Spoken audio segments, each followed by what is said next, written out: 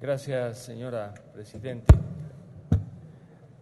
Me ha llamado muchísimo la atención las dos diferencias que tiene la comisión, particularmente controlada por el oficialismo, y el presidente de la República alrededor de la adopción sobre las parejas del mismo sexo y la inclusión o no del nombre del cónyuge, la cónyuge o la pareja en la cédula de identidad. El presidente de la República, de manera bastante clara, le pide a la Asamblea que aclare el tema de la adopción de las parejas del mismo sexo. El presidente, en su fundamentación, estima que la norma constitucional prohíbe la adopción de menores por personas del mismo sexo. Sin embargo, la comisión en este punto pide que se rechace la objeción presidencial, que se acepte solamente una parte en cuanto al procedimiento.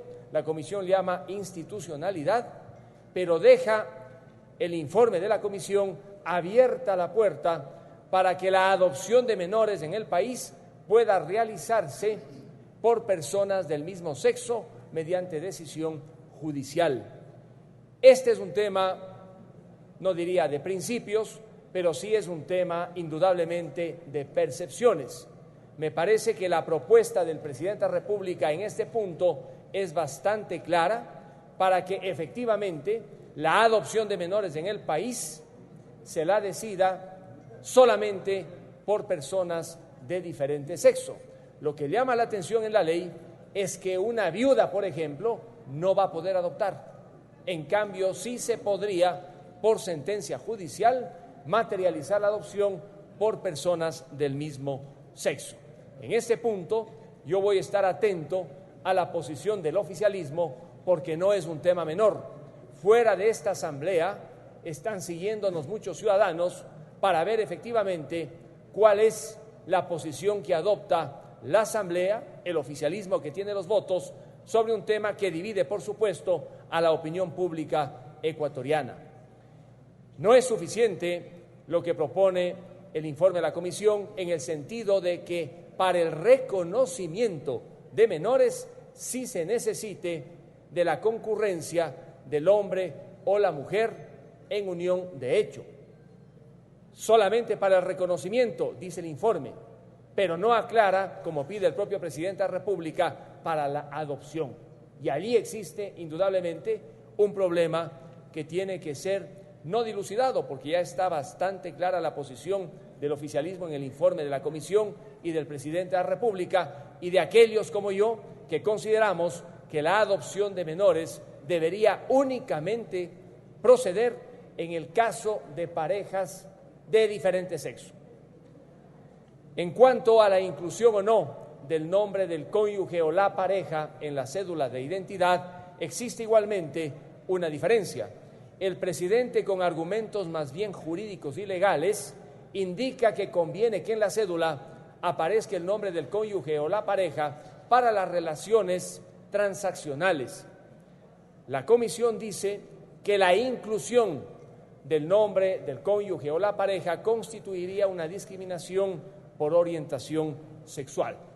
Más allá de esta potencial discriminación que pudiera ocurrir en un momento dado, sí es cierto que se requiere que en la cédula conste el nombre del cónyuge, la cónyuge o la pareja. Se dice en el informe de la comisión que sería suficiente, por ejemplo, que el notario ingresara a los archivos del registro civil para comprobar si la persona que está vendiendo, digamos, una casa, un vehículo, efectivamente tiene o no una relación de orden conyugal o una relación de intimidad afectiva con otra persona.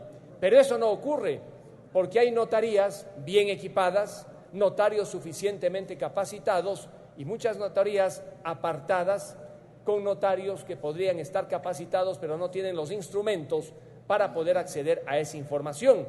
Ello cuando uno va donde el notario, pero no necesariamente las transacciones de cierto tipo de bienes se realizan ante el notario. Me parece entonces, señores legisladores, que en este punto, por razones estrictamente de seguridad jurídica, sí conviene que se incluya en la cédula o se mantenga más bien el nombre del cónyuge, del conviviente o de la pareja. Debemos pensar más allá de esta potencial discriminación de la que habla la Comisión en la seguridad jurídica en las relaciones de orden contractual. En cuanto al cambio de sexo, a la sustitución del género por el sexo, allí no hay mayores diferencias entre el presidente y la Comisión, salvo en el caso de que, a decir del presidente, se vaya a cambiar el género de manera voluntaria y se requiera la presencia de 2 testigos. En este punto, si han resuelto que se puede cambiar el género o sustituir el sexo por el género voluntariamente cuando una persona es mayor de edad, hasta cierto punto resulta innecesario requerir la presencia de testigos.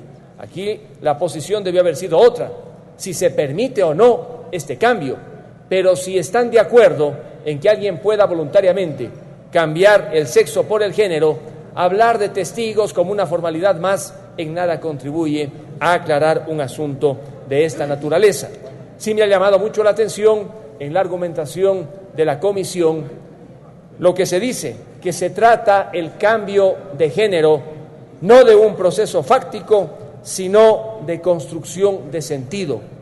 Yo no logro todavía entender esta terminología, sería conveniente que se la explicara para poder entender en toda su magnitud la fundamentación de la Comisión, pero desde todo punto de vista sí parece importante que al menos si han aprobado que se pueda hacer esa sustitución de género por sexo voluntariamente para quienes tienen más de 18 años, no se incluye el requisito de los testigos, que luce absolutamente innecesario y sobra.